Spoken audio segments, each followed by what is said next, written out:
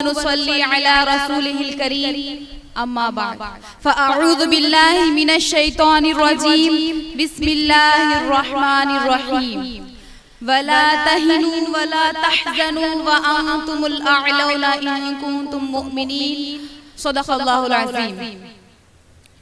محترم صدر جلسہ اور مہمانان اکرام اور مہمانان خصوصی اور میری دینی ماں اور بہنوں، السلام علیکم ورحمۃ اللہ وبرکاتہ. میری دینی ماں اور بہنوں، آج مجھے اس مبارک محفل میں جو عنوان دیا گیا وہ ہے زندہ رکھتی ہے زمانے کو حرارت تیری، چشم اقوام سے مخفی ہے حقیقت تیری، ہے ابھی محفل ہستی کو ضرورت تیری، زندہ رکھتی ہے زمانے کو حرارت تیری، کوكب قسمت امکان ہے خلافت تیری، وقت فرصت ہے کہاں کام ابھی باقی ہے، نور توحید کا اتمام ابھی باقی ہے. سبحان اللہ سبحان اللہ. میری دینی ماؤں اور بہنوں، ہر نبی علیہ السلام نے اپنی دعوت کا آغاز یا قومی سے کیا، جس کے معنی اے میری قوم کے ہیں. اس قوم میں مرد، بوڑھے، بچے اور ان کے ساتھ ساتھ عورتیں بھی شامل ہیں. میری دینی ماؤں اور بہنوں، لفظ عورت سامنے آتے ہی قلم رک جاتے ہیں، ورق سمٹ جاتے ہیں، نگاہیں ادب سے جھک جاتی ہیں. عورت کی عزت و مقام، اس کی حیثیت نگاہوں کے سامنے گھوم جاتی ہے، کیونکہ عورت وہ شے ہے کہ اگر اس کا وجود نہ ہوتا تو یہ کائنات بے رنگ ہوتی. کیونکہ بڑے بڑے تاریخی واقعات عورت سے وابستہ ہیں جو اس کی اہمیت کو اجاگر کرتے ہیں. اللہ تعالیٰ سورہ آل عمران آیت نمبر 120 میں فرماتے ہیں، کنتم خیر امت اخرجت للناس تأمرون بالمعروف وتنہون عن المنکر وتؤمنون باللہ. تم ہی وہ بہترین امت ہو جو لوگوں کے لیے نکالی گئی ہو. تم نیکی کا حکم دیتی ہو، برائیوں سے روکتی ہو اور اللہ پر ایمان رکھتی ہو.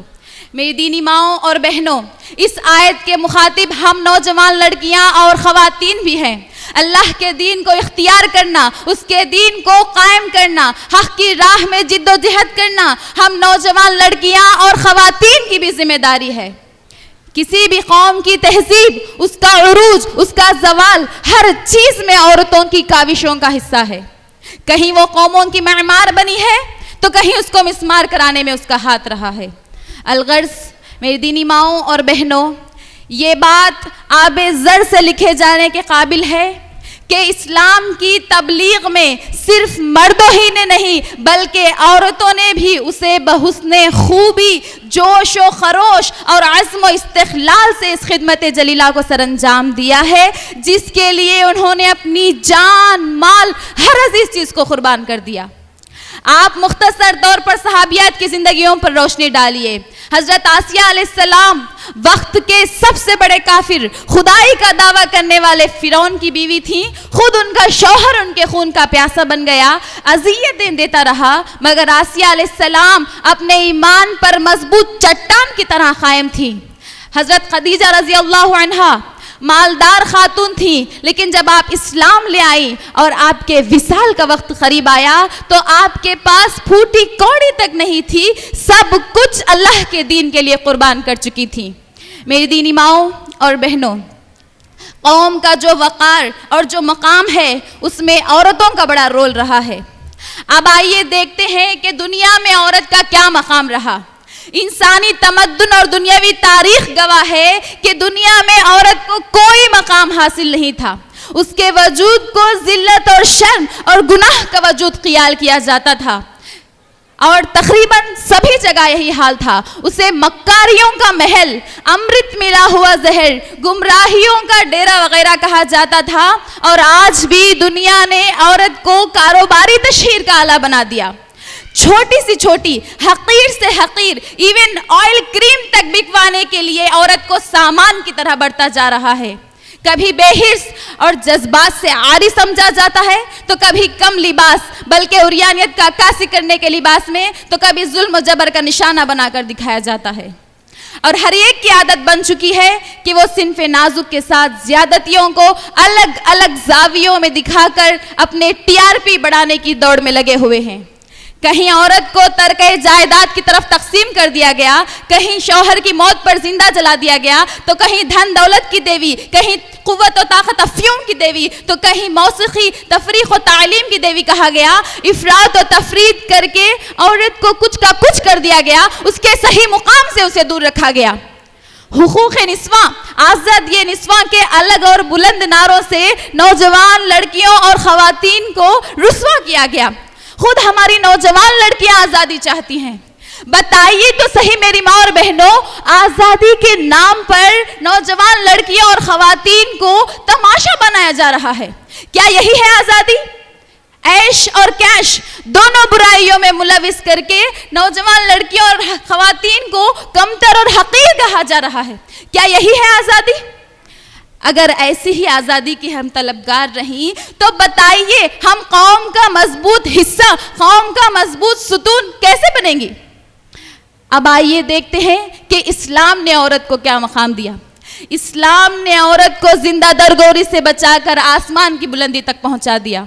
ہوس پرستی کا ذریعہ بن چکی تو عزت نفس کا اعلیٰ نمونہ بنا دیا. اسلام نے ہر اس عادت کو پیروں تلے رون دیا جس سے عورت کی بے حرمتی ہوئی تھی. اسلام کے سائے میں عورتوں نے وہ احترام اور عزت پائی کہ جس کی مثال ملنا مشکل ہی نہیں, ناممکن ہے. ماں کی گود کو بچے کا پہلا مدرسہ قرار دیا گیا, ماں کو پہلا استاذ قرار دیا گیا, ماں کی دعا کو رد نہ ہونے کا مجرہ سنا دیا گیا. الغرض اسلام نے عورتوں کو تاریکیوں سے نکال کر اجالے کا سفر کروایا, اور اسلام ہی کے سائے میں عورتوں نے وہ بڑے بڑے کارنامے سر انجام دیے کہ جس سے پوری انسانیت کی فوج و فلاح میں اس کا ایک منفرد اور ایک ممتاز مقام بنا.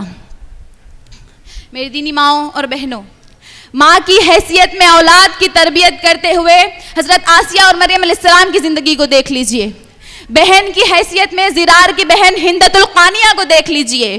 بیوی اور شریک حیات کی حیثیت میں حضرت خدیجہ اور حضرت عائشہ رضی اللہ عنہا کو دیکھ لیجئے. لخت جگر بیٹی کی حیثیت میں حضرت فاطمہ اور حضرت زینب رضی اللہ عنہا کو دیکھ لیجئے. میری دینی ماؤں اور بہنوں, ہمارے اس محفل کو منانے کا مقصد یہ ہے کہ ہم کو ہر حال میں اللہ کے دین کی ترویج کرنی چاہیے, اس کے دین کی اشاعت کرنی چاہیے. اور دنیا کا کوئی بھی انقلاب ہمارے بغیر کامیاب ہو ہی نہیں سکتا. معرکہ حق و باطل میں جب کبھی دین کی اشاعت یا کسی بھی قسم کی ضرورت پیش آئے تو ہم نے دیکھا کہ سب سے پہلے خواتین نے ہی سماج کو آگے بڑھایا, آگے بڑھ کر سماج کو سہارا دیا ہے. مکی دور ہے, ظلم و ستم عام ہے, ہر کمزور کے ساتھ زیادتی کی جا رہی ہے. ایسے میں سب سے پہلے جو شہید ہوئے وہ کوئی مرد نہیں بلکہ حضرت سمیہ رضی اللہ عنہا ہے. جو ہجرت کرتی ہے وہ ام حبیبہ اور رقیہ ہے. جو آل ہاشم کو جوڑے ہوئے ہیں وہ ام فضل ہے. جو نبی کی حمایتی اور ساتھی ہیں وہ خدیجۃ الکبریٰ رضی اللہ عنہا ہے. سفر ہجرت ہے. کون ہے جو توشہ لے جاتی ہیں, لاتی ہیں اور دشمن کی خبر دیتی ہیں؟ وہ اسماء بنت ابو بکر ہے. احد کا میدان ہے, نبی دشمن کا نشانہ نبی آخری الزماں ہے. کون ہے جو پروانے کی طرح دیوانہ وار حفاظت کرنے پر تلی ہوئی ہیں؟ وہ ام عمارہ ہے. احزاب کی لڑائی ہے. کون ہے جو یہودی کی گردن کاٹ رہی ہے؟ احزاب کی لڑائی ہے. کون ہے جو پکوان کر کے ضیافت کر رہی ہے؟ وہ بنت رشید ہے. لہٰذا میری ماں اور بہنوں, آج بھی ایسی کئی مثالیں ہیں جن پر یہ شعر صادق آتا ہے کہ زندہ رکھتی ہے زمانے کو حرارت تیری. مصر سے زینب الغزالی کی زندگی کو دیکھ لیجئے, امریکہ سے مریم جمیلہ کی زندگی کو دیکھ لیجئے, اور پاکستان سے عزرا بتول کی زندگی کو دیکھ لیجئے. ایسے ہی خواتین اسلام کے متعلق اللہ کے نبی صلی اللہ علیہ وسلم نے فرمایا تھا کہ برابر میری امت میں ایک ایسا گروہ موجود رہے گا جو اللہ کے دین کا محافظ رہے گا, اور جو لوگ ان کی مخالفت کریں گے وہ ان کو تباہ و برباد نہیں کر سکیں گے یہاں تک کہ اللہ تبارک و تعالیٰ کا حکم آ جائے گا اور یہ دین کے محافظ لوگ اپنے اسی حال پر قائم رہیں گے. میری ماں اور بہنوں, اس امت کی آدھی جان ہم نوجوان لڑکیاں اور خواتین ہیں. لہٰذا ہمارا دین ہم سے تقاضا کرتا ہے کہ ہم اس کے چلتے پھرتے سفیر بنے، جیتے جاگتے نمونہ بنے اور چلتے پھرتے نمونہ بنے اور عمل کرتے ہوئے سچے مسلمان بن جائیں، کیونکہ اسی میں ہماری نجات اور اسی میں ہماری حیات ہے۔ آخر میں یہ شعر کہہ کر میری نوجوان بہنوں سے میں اپنی جگہ لوں گی۔ نیکی کی تم تصویر ہو، عفت کی تم تدبیر ہو، نیکی کی تم تصویر ہو، عفت کی تم تدبیر ہو دین کی تم پاسباں، ایمان سلامت تم سے ہے۔ بارگاہ الہی میں دعا کرتی ہوں کہ اللہ تبارک و تعالی ہم تمام کو اپنے جذبوں اور حوصلوں میں حرارت پیدا کرے اور امہات المومنین اور صحابیات کے نقش قدم پر چلنے والا بنائے، اپنی ذمہ داریوں کو بحسن خوبی سر انجام دینے والا بنائے۔ آمین ثم آمین، وآخر دعوانا الحمدللہ رب العالمین۔ السلام علیکم ورحمۃ اللہ وبرکاتہ۔